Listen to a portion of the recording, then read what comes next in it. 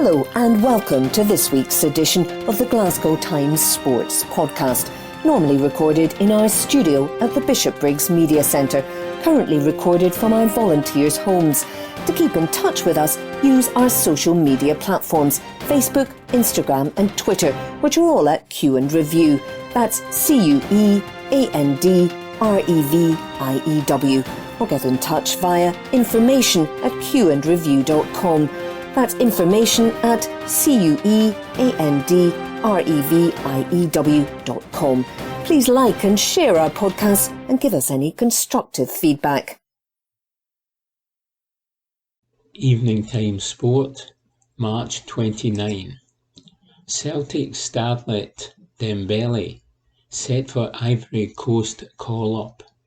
Report by David Irvin.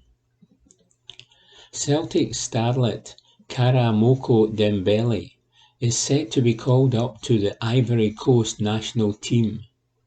Reports last week claimed the attacker was identified as a possible star for the African national team amid representation wrangling between Scotland and England.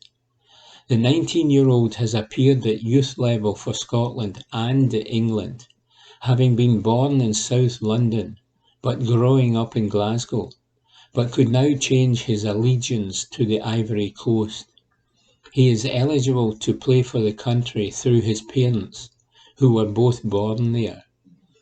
Now, Football Scotland claims Dembele met with Patrice Baumel, the Côte d'Ivoire boss, in London this week over a call-up. They report that Dembele and brother Sariki, who plays for Bournemouth, met with the national team manager and the FA representatives. It is claimed Dembele could be in line for a full international cap in the Ivory Coast's next set of fixtures. The news comes as Dembele's club future remains in doubt, with his current deal at Celtic expiring in the summer. Quizzed on the contract situation, Ange Postecoglou said previously, "With all those things, it is kind of a two-way thing, and that will depend on Karamoko himself and where he sees his future, and we will sit down at the appropriate time with him and sort of try and map out what's best for him and what he thinks is best for him, and we'll come to a decision." Report by David Irvin. Evening Time Sport, March 29. Hockey ace Fiona Burnett desperate to get in on Sister Act. Report by Graham McPherson. Fiona Burnett wouldn't be the first person to want what their sister has got, but typical sibling envy does not usually extend to Olympic medals. The 25-year-old has been part of the Scotland hockey setup for the past 8 years, but only recently was welcomed into the full-time Great Britain squad at the start of the cycle for the Paris Games in 2024. Few were prouder than Burnett when big sister Anna won silver in the NACRA 17 sailing event at last year's delayed Tokyo Olympics, a rich reward for all her endeavour on the water. Fiona jokes that sailing was never really her thing, but she has excelled instead with a stick in her hand and stands now just 27 caps short of a century of Scotland appearances. Having only just joined the Great Britain squad, Burnett doesn't want to get too far ahead of herself too soon, but the possibility of emulating Anna by claiming Olympic silverware in 2 years' time is something that holds significant appeal. She reveals, "I wish I had been able to get to Tokyo to watch Anna, but unfortunately we couldn't because of the restrictions. But we were watching from home every single day at the crack of dawn. That was really incredible, and it's had quite a big impact on me. I started to think, well, if Anna can go and win an Olympic medal, then maybe I can too. It was a really proud moment to see her do that. I've got a lot of sporting role models in the family, but Anna is the main one as a full-time athlete. It really helps to have someone to speak to who understands what's required, and she's great at giving out advice and supporting me. Growing up in Shandon on the Clyde coast, the Burnett sisters never had to travel far to spend time in the water, but Anna enjoyed it more than Fiona. Explained the younger sister, I did do a bit of sailing, as that's my dad's passion, so he wanted us all to get into it. So I think he was a bit upset that I didn't take to it as much as we would have liked. With the cold water and the weather we have in Scotland, I just didn't find it that enjoyable. I quit that one quite early on, but he had Anna at least. Fiona hasn't done too badly herself on the hockey front, as she assimilates herself with life as part of the Great Britain camp. She reveals, when I got my first Scotland call-up 8 years ago, playing for Great Britain was probably in the back of my mind at the time, but in recent years, not really so much. I have been very happy playing for Scotland and also having my job and other things to focus on. I didn't really think it was on the cards for me. I've been enjoying my hockey a lot over the last few years, and I think I've been playing better as a result. But this opportunity still came out of the blue. We're on the Paris cycle now, so it's going to be a massive couple of years for the squad. It's in the back of my head that we're all gearing towards the Olympics in 2 years' time. Obviously, I have just joined the squad, and I'm just starting out, so I'm very much just finding my feet.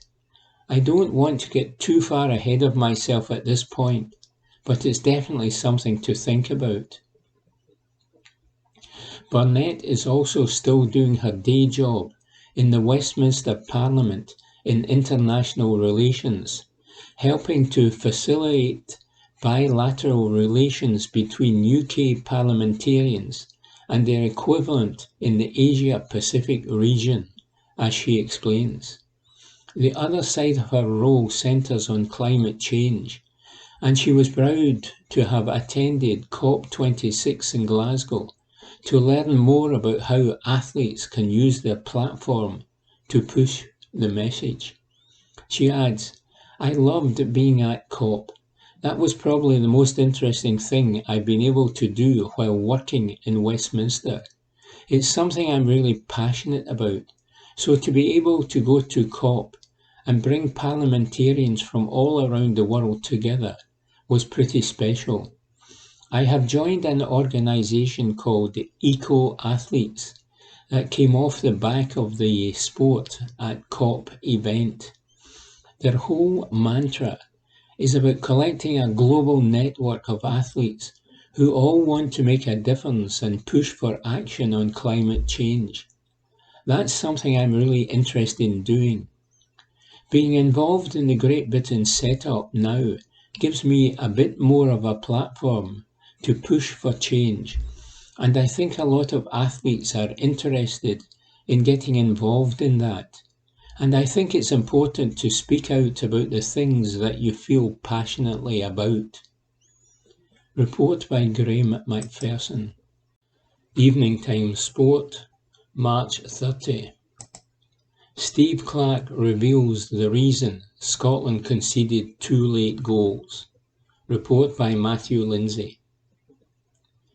Steve Clarke attributed the late collapse that denied Scotland a morale-boosting win over Austria in Vienna to the number of substitutions he made.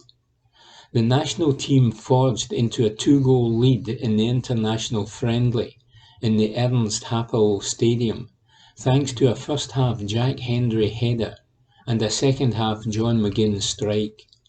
However, the visitors were held to a draw when they allowed 2 goals in the last 15 minutes. Clarke, whose team extended their unbeaten run to 8 games, admitted he was keen not to ask too much of certain individuals in his squad and to give others time on the park. He told the BBC, "I think Austria would have been unlucky to lose that game tonight. Sometimes you have got to be honest. They had us under a lot of pressure. They created a lot of chances, and Craig Gordon made some really good saves. But we were in a good position, 2-0 up, and defended well. We got in front in the first half and had some good chances on the counter-attack we could maybe have capitalised on. We got the goal and led at half-time. We got the second goal, but immediately after that I made 3 changes. It took us a wee bit of time to find our feet after that. The reason for that is it's a friendly game, and you're looking to protect some players and bring some players to the pitch. It was just a consequence of that we probably conceded the 2 later goals. The Qatar 2022 draw will be held on Friday, but Clark stressed his focus is on the Path A playoff semi-final against Ukraine. He said, "We have still got 2 big steps to make to get to Qatar. There will be an outside interest because we have a possibility to be involved in the World Cup finals in November, and hopefully we are. But we will consider it a little bit more clearly as and when we get there." Report by Matthew Lindsay. Evening Times Sport, March 30. Lewis Ferguson beaming with pride after making full Scotland debut. Report by Darren Johnston. Lewis Ferguson admits he was beaming with pride after making his full Scotland debut in the entertaining 2-2 draw with Austria. The Aberdeen midfielder played for 77 minutes in Vienna after previously making 2 cameo appearances from the bench in last September's World Cup qualifying clashes with Denmark and the Austrians. It was a night of mixed emotion for Steve Clarke's side, however, after the host fought back from Jack Henry and John McGinn goals to earn a draw in the friendly. Ferguson said, "I was delighted, so proud to represent my country. To start a game is so much better, just delighted and as proud as I can be. It was just in the afternoon of the game I found out when we had our meeting, and I had been looking forward to it ever since the gaffer let us know. I was obviously delighted to start the game. We played pretty well in the first half. We were a wee bit sloppy at times, and it's disappointing in the end to concede the equaliser, but overall pretty pleased." Ferguson insists the mood in the Scotland camp was as good as ever, especially with June's rearranged World Cup playoff semi-final clash with Ukraine to look forward to. He added, "It's been good. The boys like to get together. There's a real buzz about the place at the minute, and it's really positive. We're unbeaten in 9, and all the camps I've been involved in have been great. I think everybody likes coming away and working together and being together. It's a really tight group, and everyone gets on well, and I think everyone looks forward to getting away with the boys." A sizable Tartan Army support made their voices heard at the Ernst Happel Stadium, and Ferguson appreciated the baggy. Speaking to the Scottish FA, he said, "The fans were brilliant, as always, and you don't expect anything less. A big thanks to them, and hopefully they can continue to support us." Report by Darren Johnston. Evening Times Sport, March 30. Celtic's Hatate handed Japanese debut. Report by David Irvin. Celtic star Ryo Hatate has made his debut for Japan in the 1-1 draw with Vietnam. The midfielder started the match in the middle of the park for the Samurai Blue. The Japanese national side have already qualified for the World Cup later this year, but had the remaining fixture to play in the qualifying stage. It offered a chance for rotation in the squad, and Hatate was one of those brought into the starting side. But he was taken off at half-time, with Japan trailing by a goal at the break.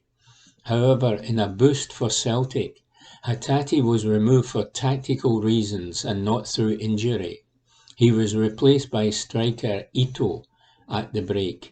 It means the midfielder should be well rested ahead of the clash against Rangers on Sunday, even though he faces the long journey back to Glasgow from Tokyo. Report by David Irvin. Evening Time Sport, March 30. Rugby. The 2022 Six Nations was exciting, but will be remembered for wrong reasons, says Martin Hannon. The 2022 Guinness Six Nations tournament will be remembered for many things, from the brilliance of France to the incredible Italian victory over Wales, from Scotland beating England and then underachieving, plus Ireland's hugely deserved Triple Crown. Sadly, however, I feel that an otherwise exciting and memorable tournament will be recalled in future years as a turning point of the wrong kind, when law changes and tactical kicking transform the way this professional sport is going to be played, and not for the better. Sure, there was much excitement in the tournament, but there was a deficit of quality play and a surfeit of safety-first kicking. Rugby union used to be a relatively simple game, but watching matches with people who are not students of the sport was a bit of a revelation for me. Hardly anyone else in the room knew about the laws, and certainly not the law changes. It was therefore very difficult for them to follow the play, and just as an example, one fellow watcher expressed astonishment when Dan Biggar achieved his brilliant 50-22 kick against France. But he kicked it out, so why are Wales getting the throw in? Was the gist of the comment, and I had to agree that it seemed perverse. Borrowed from rugby league, I remain deeply unconvinced by the whole 50-22 project, but World Rugby will persevere with it, and so there has been a subtle but important alteration to the way rugby will be played in the future.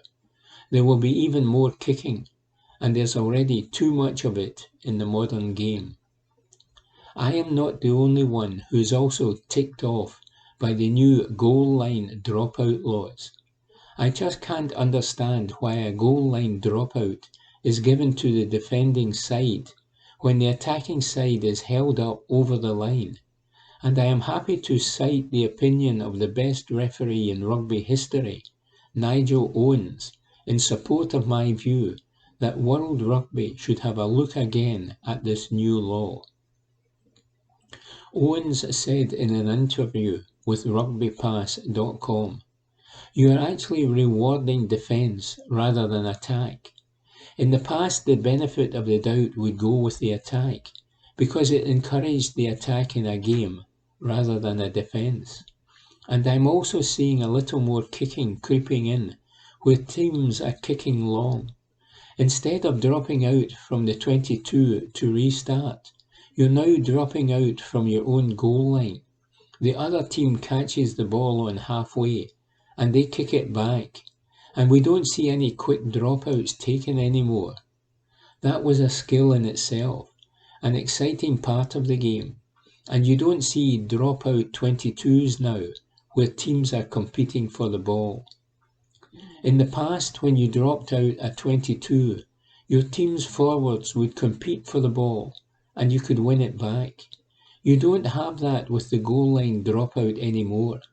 It's just a kick long now, and the opposition team kicks it back. In the beginning, I thought it was a good idea, that this could open up the game, but I'm just not seeing it. It has not helped the game, and it's de-powering the scrum as well, with fewer 5-metre scrums. I don't think that law is working. Could not have put it better myself, Nigel. At least when he was refereeing, Nigel didn't make up things on the spot. And during the Six Nations, there were far too many refereeing decisions that were about interpretation of the laws rather than application of the laws. Numerous referees during the tournament were making judgment calls on scrums, for instance, that were very dubious. I think we will also see much fewer attempts at what are often the most exciting parts of the game, interceptions. Again, referees are deeming that an attempted interception is a deliberate knock-on and worthy of a yellow card. So players will just stop trying to intercept wayward passes, and again we will lose some of the entertainment value of professional rugby. I have no problem with other law changes in recent years, but the 2022 Six Nations showed that rugby has become too complicated and moved away from its original concepts. For instance, why was there so much kicking? It's used tactically to clear the lines and hopefully put the opposition under pressure, but frankly it's ruining the game. As one of my coaches back in the day used to say, if God had wanted us to kick the rugby ball, he would have made it round. Near endless kicking, scrums that take too long to form, referees not applying the laws correctly, and players who still don't get it that thuggery is no longer part of rugby. All of these things made the Six Nations a tough watch at times. That's why I send a KISS, K-I-S-S, to the lawmakers. Keep it simple, stupid. Report by Martin Hannon. Evening Time Sport, March 31. Swing guru Goff backs latest Scottish champion. Report by Nick Roger. To paraphrase the lyrics of hot chocolate singer Errol Brown, it started with a miss, never thought it would come to this. Now what is this scribe havering on about this time? I hear you chorus. Well, let Jamie Goff, the man who has helped Ewan Ferguson become Scotland's latest tour champion, explain. Reflected Goff. Ewan approached me in Qatar a year ago after he'd missed the cut there and asked if we could start doing some work together. 12 months on, he's a winner in the same place. Ferguson notched a thrilling maiden win on the DP World Tour at last weekend's Qatar Masters with a rousing late charge, which should have been accompanied by a mounted cavalry and a bugle call. An eagle and a birdie over his last 3 holes propelled the Bearsden youngster to the summit as he became the 4th Scottish 20-something to win on the circuit in the past 18 months. For Goff, the part Scottish, part Swedish, part South African swing guru, it was the 24th Tour victory by a player in his coaching stable and his second of 2022 after New Zealander Ryan Fox's success in Ras Al Khaimah last month. Ferguson's win, of course, was particularly sweet as it arrived just a few weeks after the 25-year-old had surrendered a 4-shot advantage on the final day of the Kenya Open. Throw in a dose of the coronavirus earlier in the campaign, and the Tour rookie's rise to prominence has been far from plain sailing. It's all part of the education in this school of hard knocks. Said Goff, the younger brother of former Dundee United, Rangers and Scotland defender Richard. To bounce back from COVID and what happened in Kenya, especially for a rookie on the circuit, has been hugely impressive, and he has shown great resilience. The Tour is a very tough place. If you have any weaknesses in your game, they get exposed very quickly. People thought Ewan may have been further along with his development than some of the other Scots who won before him. But golfers mature at different times on the Tour. He's only 25. In the time we have worked together, he's become more of a complete player. He understands his swing better. He's a great driver of the ball, and his distance control has improved greatly in the last year. Tour life is a marathon, not a sprint. You just have to be patient and focus on getting better at your craft. If you do that, you'll have a long career. Having joined young compatriots Robert McIntyre, Grant Forrest and Callum Hill as recent first-time winners at the top table, golf knows the upwardly mobile Ferguson will not be one to rest on any laurels. He won't be a one-hit wonder, added the 56-year-old, who is in the process of relocating from South Africa to Pittenweem in Fife. He'll be a very good player for a long time. You don't want to tempt fate, but I'd back him to win again this year and get into the top 100 in the world. We sat down and mapped out small goals at the start of the year, but with a win, he's knocked these out of the park. Ferguson's win arrived in just his 37th start on the DP World Tour. Another of golf's clients, the Scottish veteran David Drysdale, has played 552 events and is still chasing that elusive victory. At the end of the 2021 season, Drysdale held on to the final Tour card in a nail-nibbling finale so tense it should have been nominated for a BAFTA. As a coach, it's always a roller coaster, added Goff, of the wildly fluctuating fortunes that his varied bunch of players experience throughout the golfing year. You live and die with every shot of every round. The elation you get with one of your boys winning can be tempered by someone else missing the cut. They are my team. You worry about all of them. David may not have won yet, but keeping his card for 15 years and playing over 500 events is a hell of an achievement in itself. People do not realize just what an achievement that is, because the standard is exceptional, and it keeps getting better. I am sure Ewan and the other young Scottish lads would be delighted if they were still out on tour in 20 years. Long may they reign, says Nick Roger. Evening Time Sport, March 31. Matt O'Reilly sets sights on Denmark's senior squad. Report by Graham McGarry. Celtic midfielder Matt O'Reilly has set his sights on breaking into the senior Denmark squad after making his debut for the Danish under-21s against Belgium on Tuesday night.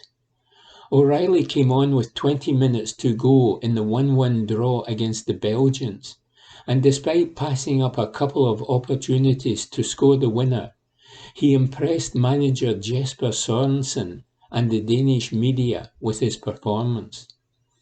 It was a night the Celtic man says he will never forget, as he immediately set his sights on making more memories by earning a place in the full international squad. O'Reilly said, "My debut was nice. I might have been a little nervous before the match, but when I came in, it was just a normal football match. I also had some good chances where I could have scored a goal with a little luck. I think Belgium was a bit lucky because we actually played really well. We also had some great chances in the last 20 minutes, so it is a little annoying that we did not win, but it was still a good performance. It was my first match, so I will definitely have to take the jersey home and hang it in my room. It's something I'll remember all my life.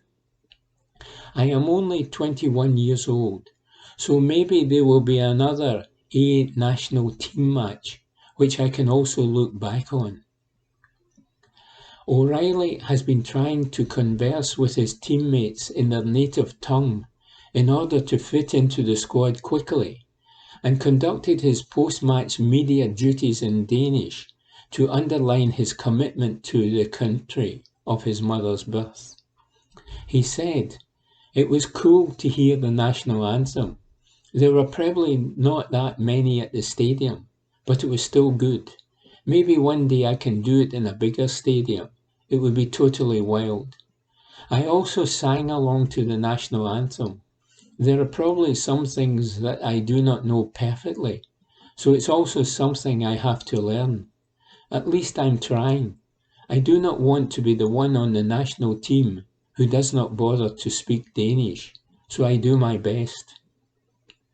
When I come home to Scotland, I also speak Danish with my mother. My grandmother is also coming soon, so I will also speak Danish with her. So in a year or two my Danish can be almost perfect. That would be good. O'Reilly, who could have played for England or Norway at international level, is delighted to see how proud his decision to represent Denmark has made his family. He said, "It's been great for them. I am Danish, but my family is pure Danish, so for them it is absolutely crazy that I am on the national team." Report by Graham McGarry. Evening Time Sport, March 31. Postecoglou had Callum McGregor convinced he could achieve special things at Celtic from day one. Report by Graham McGarry. Bristol, mid-July. A balmy summer's evening was the backdrop as a cobbled-together Celtic team played out a goalless draw in a friendly to open Bristol City's new training ground. At the time, it seemed as though the new Celtic manager, Ange Postecoglou, had an insurmountable task to shape his squad into something resembling a functioning unit, never mind one that could seriously challenge for the league title this season. A host of want-away players sat at the side of the pitch as a slew of youngsters took their place on the field. Two of those who did play, Mikey Johnston and Karamoko Dembele, picked up serious injuries which would curtail their seasons. From the brand spanking new pavilion, Celtic looked a serious work in progress, to put it charitably. And yet, as newly appointed captain Callum McGregor emerged from the changing room after the game, he had an unmistakable spring in his step. Even with the bare bones of a squad they had, he could see the path new manager Ange Postecoglou had already set them on, and was certain the football he was committed to playing would bring them success. The only question was whether they could recruit and integrate the volume of quality players required to carry out his game plan, a question that Postecoglou managed to address by the end of that summer window and answer emphatically by the end of January. Many managers have been called the special one, but few since Jose Mourinho coined the phrase to describe himself in typically modest fashion have truly lived up to the moniker.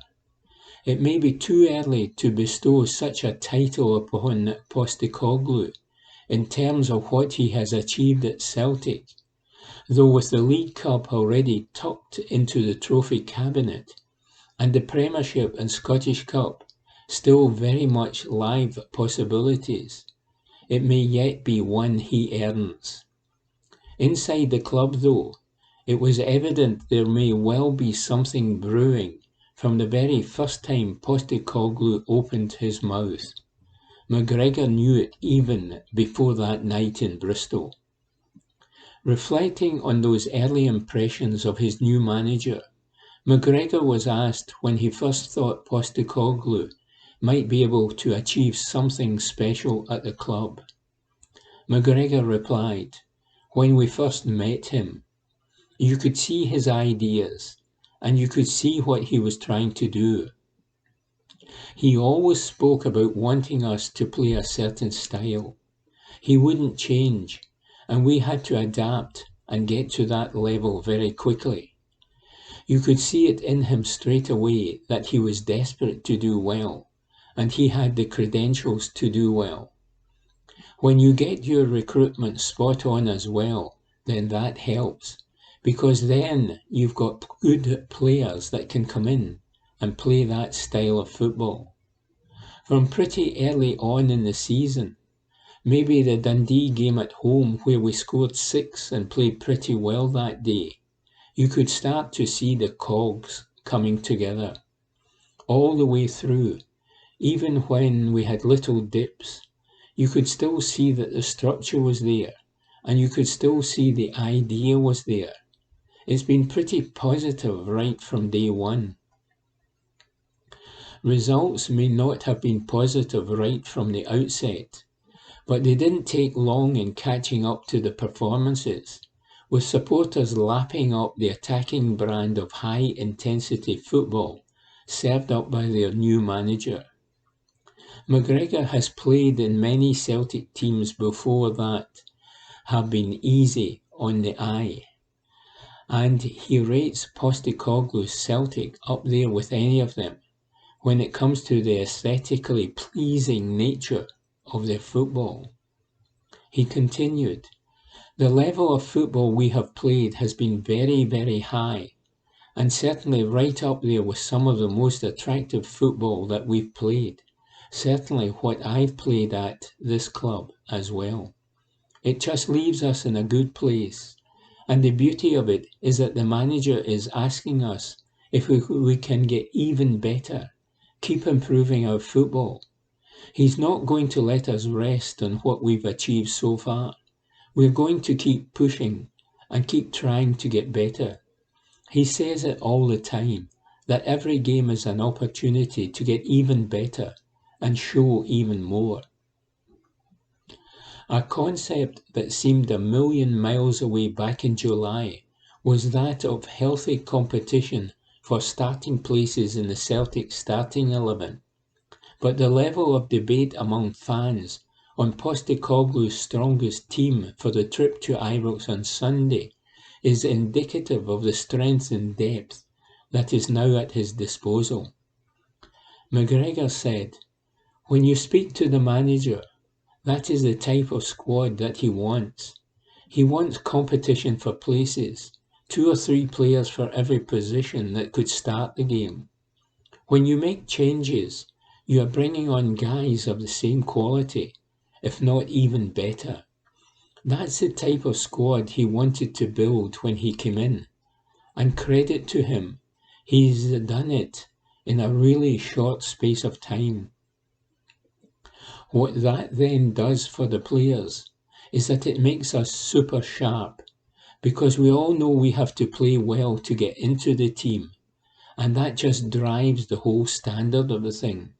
We just keep going, keep working hard, and keep trying to get better.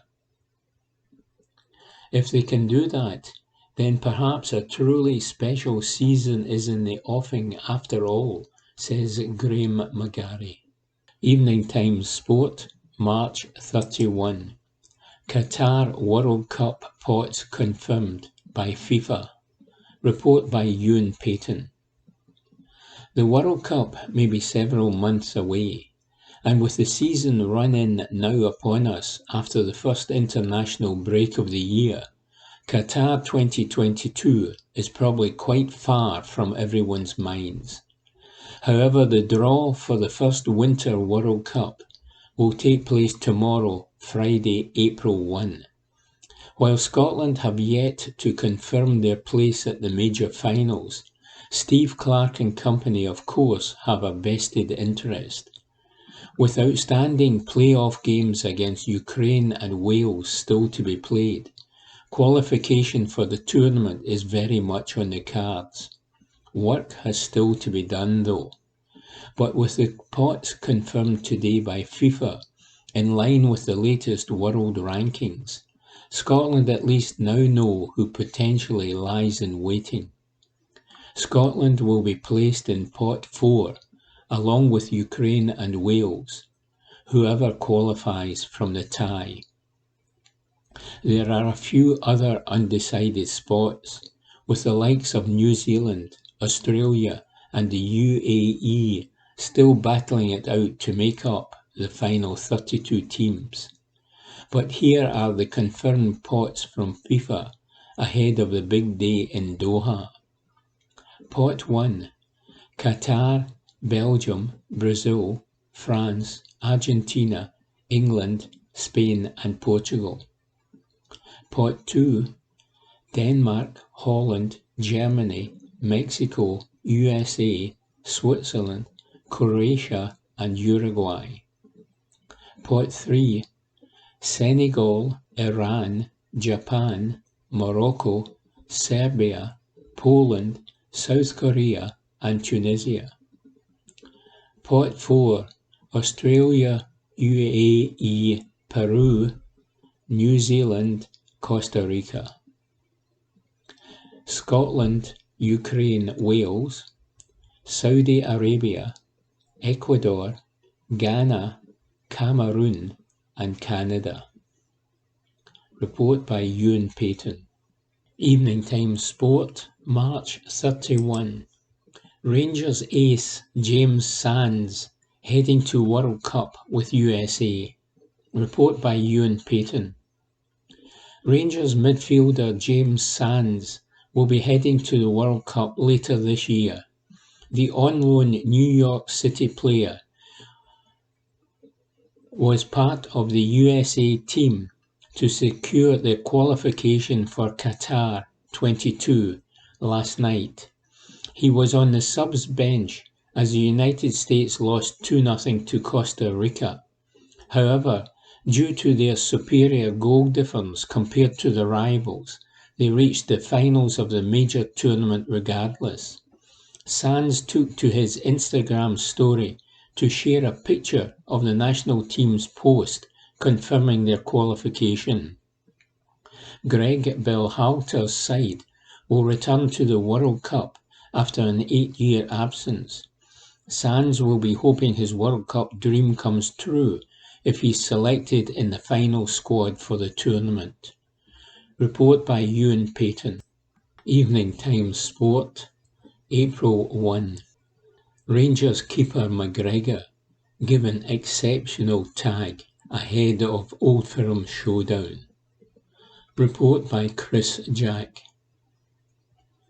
Greg Wild saw Alan McGregor produce a moment of Old Firm magic to keep Rangers in a tight title race more than a decade ago. And the former Ibrox winger is amazed to see the keeper still producing the goods as he aims to inspire the champions to a crucial victory over Celtic on Sunday. McGregor's memorable save from Georgios Samaras' penalty in April 2011 would earn Walter Smith's side a share of the spoils at Ibrox and give them the platform to go on and lift the silverware. Now the 40-year-old will have to be at his best once again this weekend as Celtic head across the city aiming to strike a defining blow in the race for the Premiership crown. McGregor has shown he is the man for the big occasion once again this term, and Wild has no doubt his former teammate will relish the derby battle once again with the title on the line. Wild told Time Sport, "When Geeksy saved that penalty, That changed the whole dynamic of the season and gave Rangers the impetus in the title run-in. It was a massive save. Even now Grigsby is still saving penalties. Just look at him against Red Star Belgrade. He has been exceptional for Rangers over a number of years, and at the age of 40, to still be playing at that level is incredible. I just can't believe how well he has done, especially in the big games like Celtic or Red Star. He saved the penalty at Ibrox and made so many over the tie. At 40, he still has that flexibility, and to be at that level is incredible. Not many keepers at his age are at that level. Listen, Grigsby has been brilliant for Rangers. He has come in for some criticism at times when he has made mistakes, but he is a big character for Rangers, and he just does what he does. He is one of the best. Report by Chris Jack. Evening Times Sport, April 1. Braga boss set for Old Firm spying mission. Report by Chris Jack. Braga boss Carlos Carvajal will get a first-hand look at Rangers on Sunday as he takes in the Old Firm clash at Ibrox. The Portuguese is set to jet into Glasgow for the defining Premiership tie with Celtic and cast his eye over Giovanni van Bronckhorst's side ahead of their Europa League clash next week. Braga are in Primeira Liga action tonight as they host third-place Benfica and look to consolidate their European place in the top flight this term. Carvajal will then turn his attentions to the quarter-final showdown with Rangers as Braga aim to set up a last-four meeting with RB Leipzig or Atalanta. And the former Sheffield Wednesday and Swansea boss will be in the stand to get a closer look at the champions as Van Bronckhorst's side bid to keep their title dreams alive. The visit of Celtic kicks off a huge month for Rangers that will also see them face an Old Firm semi in the Scottish Cup and make the trip to Parkhead on league duties. The coming weeks will determine if the Light Blues are able to continue competing on three fronts as they attempt to write their name in the Ibrox history books. But Braga, who are currently fourth in the league and well off the pace being set by Porto, will pose a stiff challenge as Rangers prepare to return to the Estadio Municipal next week. Report by Christopher Jack. Evening Times Sport, April 1. Club 1872 react to Rangers' decision to back out of Sydney Super Cup clash. Report by Aidan Smith. Supporter group Club 1872 have welcomed the news that Rangers will not be participating in the Sydney Super Cup. The Ibrox outfit confirmed that they had backed out of the competition that was set to take place during the World Cup in Qatar in November. Rangers and Celtic were set to play against each other in the tournament, and the decision was met with protests from both sets of fans. Club 1872, who own about 5% of the shares in Rangers, also criticised the Australia tournament and raised other concerns about the Ibrox board. But they have welcomed the club's decision. They said, Club 1872 welcomes the decision to pull out of the Sydney Cup. We hope now that through meaningful engagement with supporters and shareholders, Rangers will find a more suitable way to give overseas supporters an opportunity to see the team playing live in November. A Rangers statement earlier read, Rangers can confirm the club will not be participating in the Sydney Super Cup in November 2022. After it became clear the tournament organisers were unwilling to fulfil their commitments to Rangers, we have, with immediate effect, terminated the club's agreement with the organisers. It is understood Rangers cited issues with branding and payments, plus the timing and manner of the initial announcement.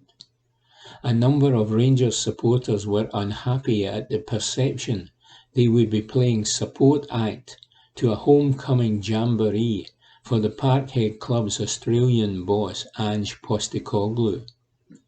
Rangers supporters disrupted the Cinch Premiership win at Dundee several times before the international break by throwing toilet rolls and tennis balls onto the pitch. The withdrawal comes ahead of a crucial period in Rangers' season, with their Europa League quarter-final against Braga and a Scottish Cup semi-final against Celtic to come in April, along with a trip to face St Mirren. Report by Aidan Smith. Evening Time Sport, April 1. Craig Gordon and Billy Gilmour among 5 players in contention for the Scottish Football Writers Association Top International Player. Report by Time Sport. Veteran goalkeeper Craig Gordon and 20-year-old midfielder Billy Gilmour are among the contenders for the Scottish Football Writers Association Top International Player. The pair are among a 5-strong shortlist for the William Hill Men's International Player of the Year award. Kieran Tierney, Lyndon Dykes and John McGinn are also among the nominations in a competitive field, with Scotland going 8 games unbeaten. Gordon has kept 5 clean sheets during that run, after regaining the number 1 jersey from David Marshall this season. The 39-year-old Hearts goalkeeper made a string of impressive saves during Scotland's 2-2 draw with Austria on Tuesday, when he won his 65th cap. Gilmour has been a consistently high performer since winning the Man of the Match award on his first Scotland start in last summer's European Championship clash with England. The Chelsea player has played in all 8 games of Scotland's unbeaten run, despite not always being a regular starter for loan club Norwich. Queen's Park Rangers striker Dykes became the first Scotland player to score in 4 consecutive internationals since 1969. Aston Villa midfielder McGinn, who scored against Israel and Austria this season and captained his country against Poland last week, is in line to win the award for a 3rd year running. Arsenal defender Tierney netted his first Scotland goal against Austria this week. The Scottish Football Writers have also launched Glen's Vodka Women's International Player of the Year award this season, with a shortlist still to be confirmed. Report by Time Sport. Evening Time Sport, April 1. Rangers reason Morelos missing Celtic clash may work out. Report by Stuart Wilson. Stephen Pressley reckons Rangers may benefit from Alfredo Morelos being out of the Old Firm game on Sunday. The Colombian was pictured heading to London on crutches from Glasgow Airport yesterday, with some reports suggesting he could also miss the Europa League games against Braga. It's not that the former defender doesn't rate the striker, whom he describes as quality, rather than the tactical nuance of the game is less suited to his style. Pressley feels Rangers' pressing has to be perfect to disrupt the hoops, and reckons Kemar Roofe, who is likely to start, is better suited to the role. He told the Daily Record, The most recent Old Firm game was decided by domination of the ball and Rangers' lack of ability to pressure the game high. That, in my opinion, is a big part of Celtic's success story this season. They have this ability to dominate possession, force teams to drop deep while they continuously build pressure. To stop that, you have to be able to halt Celtic getting into that rhythm by pressuring them high up the pitch. So I think that will be a pivotal aspect if Rangers are to get a result. I have seen the pictures of Morelos on crutches, and I think counterintuitively that could be a blessing in disguise for Rangers.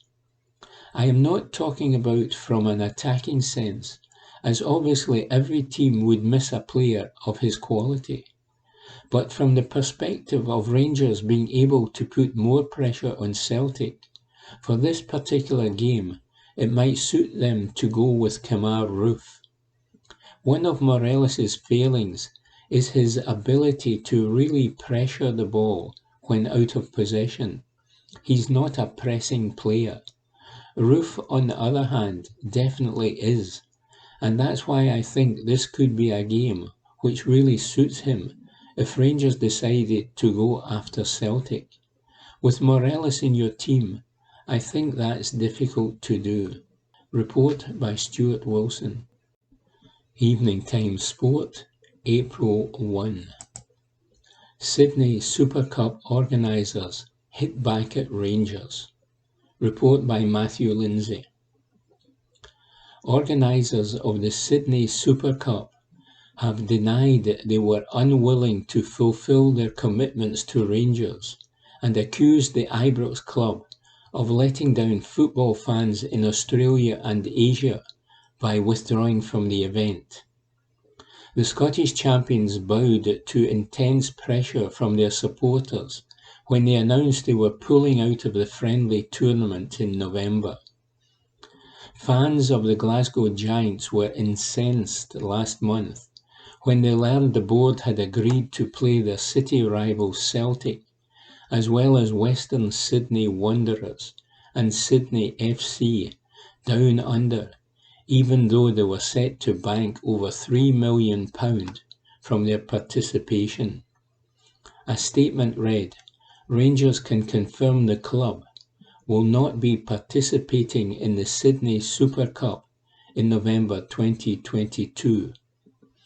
After it became clear the tournament organisers were unwilling to fulfil their commitments to Rangers, we have, with immediate effect, terminated the club's agreement with the organisers." But co-promoters TEG Sport and Left Field have hit back at Rangers and disputed their claim that they had been unwilling to fulfil their commitments, and they revealed amid reports they could take legal action against Rangers and hit the Glasgow Giants with a 7-figure bill. They will hold talks before deciding on their next step. A joint TEG Sport and Left Field Live statement read, "We were disappointed to wake up this morning to Rangers FC's statement that it will not be participating in the Sydney Super Cup. The Rangers board committed to these matches following extensive negotiations over 8 months, seemingly in response to negative fan reaction. They have pulled out of their contracted commitment. We have worked closely with all stakeholders to bring this exciting event to Sydney, and we refute any suggestion that we were unwilling to fulfil our commitments to Rangers. We have acted in good faith and have put the event on sale with a great response from fans here. In changing their minds, the Rangers board has let down many fans in Australia and the Asian region. We will now consult with our stakeholders before determining our response." Evening Times Sport, April 1. World Cup draw offers possibilities and perspective. Report by Chris Jack. It could only be us. The name will be in the draw, but the place in the competition has not yet been secured for Scotland. If there is a hard way of doing things, if there is an unusual route to reach the destination, it was almost written in the stars that it would be Scotland who would be in that situation. It is, of course, one that is not of our own making. There should be no quibbles or contention, and if Steve Clarke's side ultimately miss out on Qatar 2022 to Ukraine, then there would be no more fitting recipient of the final World Cup berth. Time will tell whether that matter will be settled on the pitch or on a conference call. Once politicians and power brokers have had their say and made their moves, those that govern football will be left in the almost impossible position of deciding the fate of Ukraine in a sporting sense. Those conversations are for another day. This evening, the name of Ukraine will be in the draw for Qatar, and the potential route back to normality, whenever that arrives, in terms of their international aspirations, will become slightly clearer. 3 places in the finals are still up for grabs, and the ties between Costa Rica and New Zealand and the UAE or Australia and Peru will take place in June. That is when Clarke's side are set to face Ukraine and then take on Wales for the last European spot available. It is unusual for all the finalists not to be known before a ball is drawn, but the impact of the COVID pandemic is still taking a toll on the international game. The 2 intercontinental finals will be played in Qatar, having been moved from their initial dates and venues in March. If Scotland are indeed able to face and overcome Ukraine at the same time, the meeting with Wales that lies in wait will be a blockbuster event. History could be made by a squad who have already ended a 2-decade-long wait to see the saltire fly amongst the finest names in the game. Should Scotland eventually book their ticket to Qatar, they will do so as one of the lowest seeded teams, and a Clarke's side will be in pot 4 when the draw is made this evening. Scotland may not have been accustomed to being in draws for quite some time, but the format of the competition will be familiar. 8 groups of 4 teams will be decided, but the match schedule will not automatically be configured. This, according to FIFA, will allow scope to provide a more beneficial kick-off time for audiences at home, and supporters will have to wait to discover what dates should be taken off as holiday time is saved for the tournament in November and December.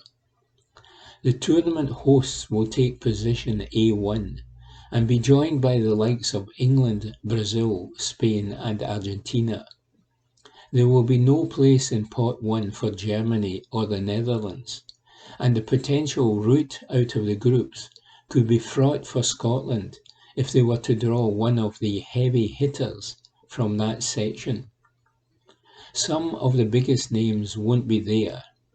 Italy will have to watch another finals from afar, following their defeat by North Macedonia, while Erling Haaland and Mo Salah will also miss out after Norway and Egypt failed to qualify. The same fate could yet befall Scotland.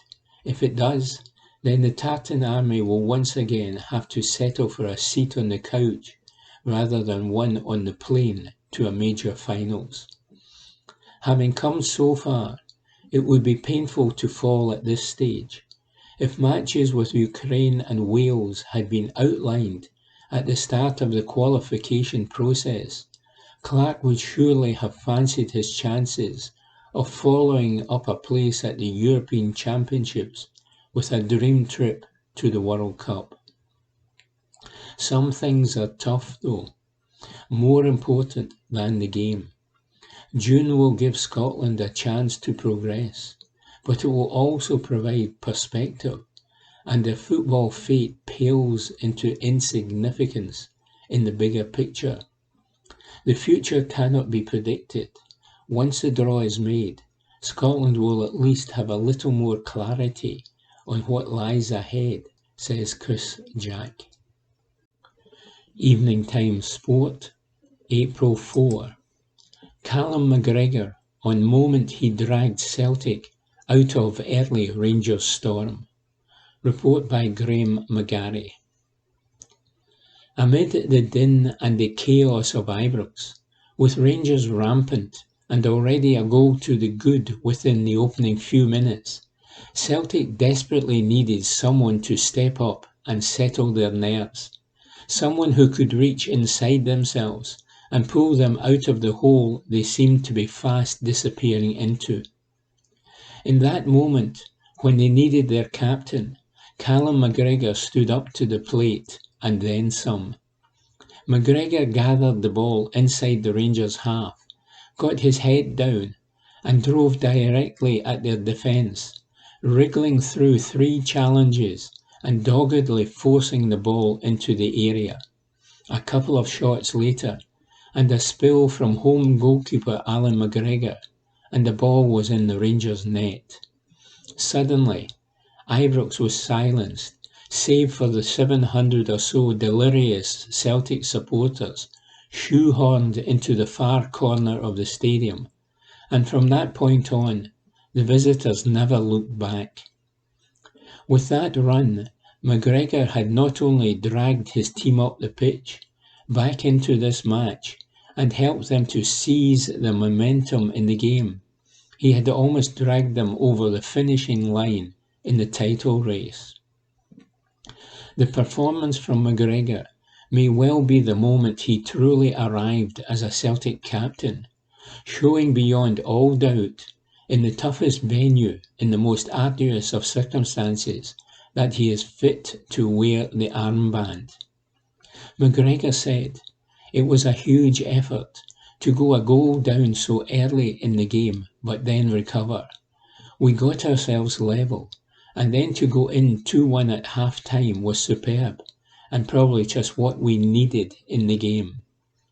That gave us the impetus to come out in the second half and be strong, be compact. You are always going to come under pressure when you come here, so it was a huge effort and performance from the group. There is obviously the chaos that is going on when we lost the early goal, and we tried to rely on our principles and our team shape to get us through that. That's been a feature of the game. We get it wide and we bounce it inside, and it just seemed to be on that point to go and drive. We got it in the box and square it, and we got the goal, which is great. I think the most important thing was to rely on the principles of the team when there are difficult moments. We understand our roles and what the manager wants, and we have to go and deliver it. It was good to get through that first little phase of the game and then get ourselves level, and we had a bit more comfort in the game. In the second half we had real good resilience to get through it. It's my first win here as captain. It's superb, and I've got to thank the lads for that. It was a real team effort. Everyone came together, running hard for each other, making blocks, making tackles, everything. So it was a real team performance, and that shows everyone is together in there. It was brilliant for the fans to get back in. We just wish there were more of them, but hopefully we've sent them home happy and the millions watching around the world. They certainly achieved that, and if they can keep their heads in the final 6 games of the season, then they will deliver a league title that had seemed a hugely unlikely prospect at the start of the season, from the outside at least. There were many who felt this may be a transition season for Celtic, as new manager Ange Postecoglou performed major surgery on his squad over the summer, a theory that looked to be being borne out as they lost 3 of their first 6 Premiership matches. They have managed to turn that notion on its head though, with this win giving them a 6-point lead at the top of the table, and a 15-goal advantage too, with just those handful of games still to navigate.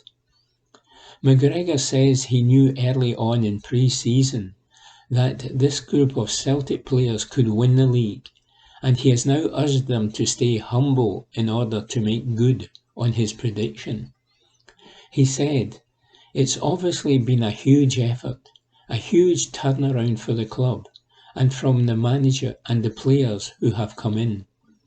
But I said it from day one, when I saw this group of players come in and train. I knew very quickly that it wasn't a transition for us. We wanted to win. The players were hungry to win.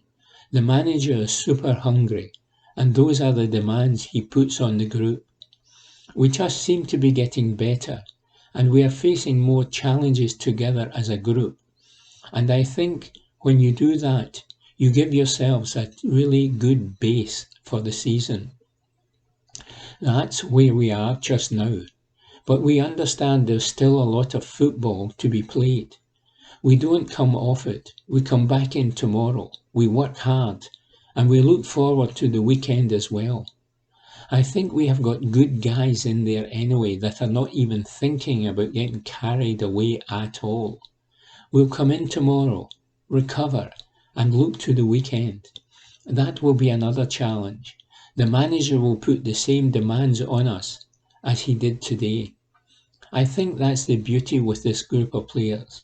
They are just so hungry to win and do well. And when you have that every day, it stands you in good stead." Report by Graham McGarry. Evening Times Sport, April 4. Postecoglou provides Celtic injury update. Report by Aidan Smith.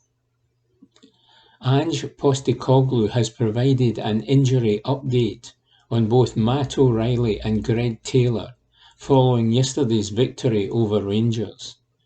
Taylor was on from the start, but limped off after 71 minutes and was replaced by Anthony Ralston.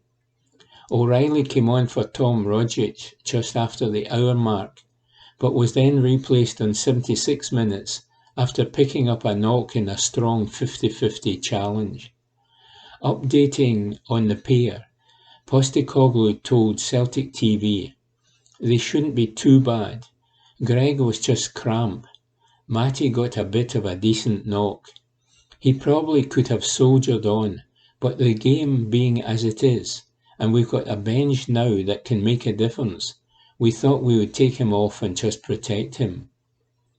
Postecoglou also hailed his players' character after their 2-1 comeback win over Rangers took them 6 points clear at the top of the Cinch Premiership.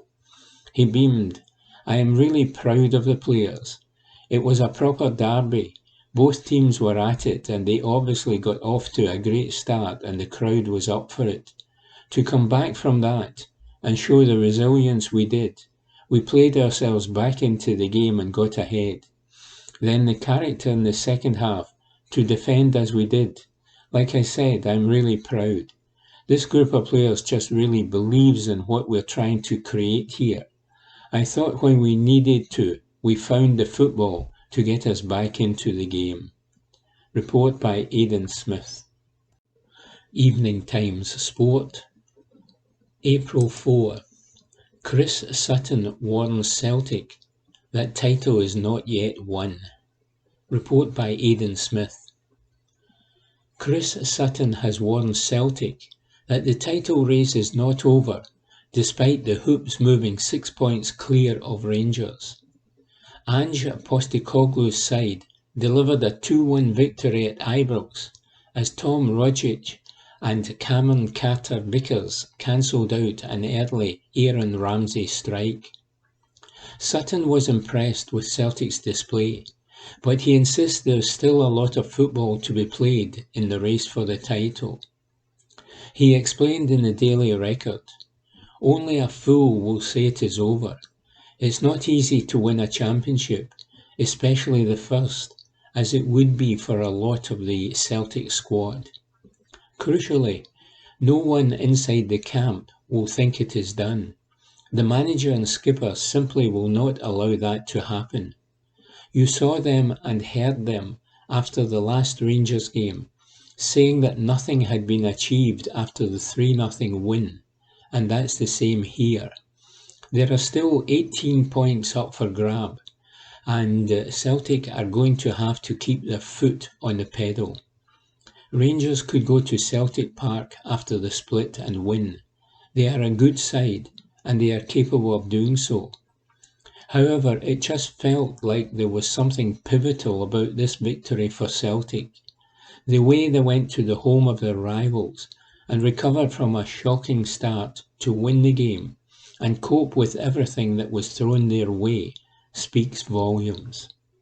Report by Aidan Smith. Evening Time Sport, April 4. Chris Commons slams Rangers support over bottle throwing. Report by Ewan Payton. Former Celtic star Chris Commons has slammed the Rangers fans who lobbed bottles onto the Ibrox pitch yesterday. He has urged the Light Blues to dig out those responsible, as he insisted that some of their fans cannot behave when at games. The game finished 2-1 to Celtic, thanks to goals from Tom Rogic and Cameron Carter-Vickers. The result fired at Commons' old side 6 points clear at the summit of the Premiership, with only 6 games left. It was certainly a hammer blow to Rangers' hopes of retaining the title. However, the headline news in the aftermath of the game was the shards of broken glass found on the pitch right after half-time. On top of this, a Celtic staff member required stitches after being struck by a missile, and Commons was disgusted by what he saw. He wrote in the Daily Mail, "Those missiles which pelted Joe Hart's penalty box and a Celtic member of staff were quite obviously thrown from sections of the stadia housing home supporters. Rangers have simply got to find the culprits and ban them for life. Seriously, what sort of idiot goes to a football match and thinks it's a good idea to throw bottles onto the pitch? I am not convinced a glass bottle would actually smash on a grass pitch unless it was thrown from a truly extraordinary height. So unless it shattered off a goalpost, you've got to consider the possibility that someone has gone to Ibrox yesterday with a broken glass bottle in their pocket with the intention of throwing the shards onto the pitch. Rangers fans cannot behave themselves at the best of times. They went down to Manchester in 2008 for the UEFA Cup final and caused mayhem. Then after winning the title last year, they turned George Square into a riot zone. And these were supposed to be the good times. Rangers fans have a chip on their shoulders from the financial meltdown of 2012. They are very quick to play the victim card and seem to think the rest of the football world owes them a favour, or that they can get away with blue murder and do whatever they please without any consequence. Now, admittedly, it would be wrong to tar them all with the same brush. A couple of my closest friends are Rangers fans, and we have great banter together. It's all good-natured knockabout stuff. But there is another element to a section of the Rangers support who are frankly a disgrace. They have absolutely no class whatsoever. You could also see quite clearly on the TV cameras that Celtic winger Jota was having coins thrown at him as he went to take a corner. In the interest of balance, Let me be clear on this. Celtic have their own issues in this area. The Green Brigade have stained the club's reputation at various points in recent years. But for someone to intentionally throw a bottle or broken glass onto a football pitch, come on, that's surely a new low. That's actually worse than what we saw at George Square last year. It is now up to Rangers to engage with police to ensure the culprits never again set foot inside a football stadium. Report by Ewan Payton. Evening Times Sport, April 4. Several glass bottles found in Rangers End in aftermath of Celtic clash. Report from Times Sport. Several glass bottles were recovered following yesterday's Old Firm derby at Ibrox between Rangers and Celtic. It is believed that the shocking number of drinks bottles was spotted in a Rangers home section of the stadium. The game finished 2-1 to Celtic, with Tom Rogic and Cameron Carter-Vickers cancelling out Aaron Ramsey's early strike. But while there were plenty of talking points from the game itself, crowd incidents stole the headlines. Shards of glass were discovered on the pitch before the restart after half-time, as Joe Hart alerted referee Willie Collum. After the game, it was revealed that a member of the backroom staff at Celtic had been struck by a bottle thrown in his direction as he required stitches from medical staff. Pictures in the aftermath of the game highlighted the sheer number of bottles uncovered from the Broomloan stand at the ground. A mixture of Buckfast and vodka half bottles could be seen lined up on an advertising wall. As it appears, fans situated in the Rangers section managed to sneak in the alcohol. Celtic manager Ange Postecoglou branded those responsible as idiots. He said, "He was on the way in. I think he is okay. He had a couple of stitches. It is disappointing because this is a game that gets beamed around the world and it stands on its own. You had two teams going at it in first and second spot, and you don't need a couple of idiots spoiling it." Report by Times Sport. Evening Times Sport, April 4. Scottish Premier Football League address Rangers bottle incidents. Report by Ewan Payton. The SPFL have issued their response to yesterday's events at Ibrox in the derby clash between Rangers and Celtic. League chiefs are urging supporters to contact Police Scotland after a number of crowd-related incidents at the game.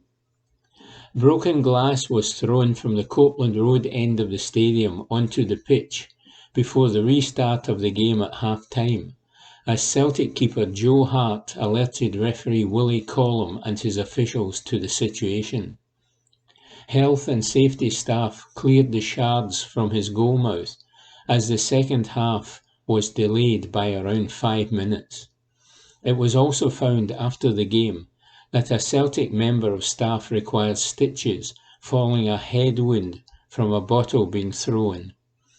Police are investigating both incidents, and it has been confirmed as both Ange Postecoglou and Giovanni Van Bronckhorst condemned the unsavoury scenes at Ibrox.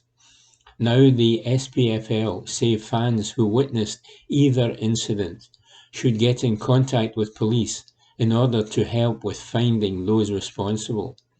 An SPFL spokesman said, "We await the match delegates' report, and we would urge any fans with information about these incidents to contact the police."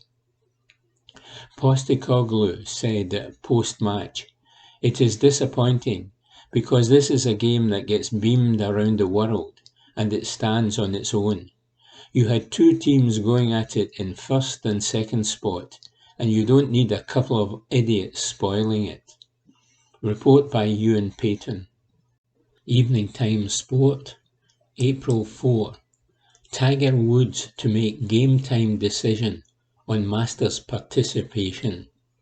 Tiger Woods has announced he will practice at Augusta before deciding whether to compete at next week's Masters. Woods has not played in a top-level event since being involved in a horrific car crash in February 2021. The 15-time major champion required surgery on open fractures to his lower right leg and further injuries to his foot and ankle following the single-vehicle accident in Los Angeles. Woods said on his personal Twitter account, "I will be heading up to Augusta to continue my preparation and practice. It will be a game-time decision on whether I compete." Woods was included in the pre-tournament press conference schedule. He is due to talk to the media on Tuesday. His potential participation at the Masters, the first major tournament of 2022, has been the talk of the golfing world. The 46-year-old American, who feared shortly after the accident that his right leg would have to be amputated, competed in the PNC Championship with son Charlie in December. But Woods was allowed to use a cart in the 36-hole event and could opt not to hit some shots due to the scramble format. He said in February that he could walk on a treadmill all day, but had a long way to go before being fit enough to tackle a course with the undulations of Augusta.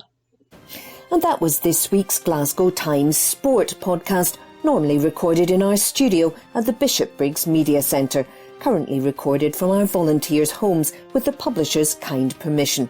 Thanks for listening.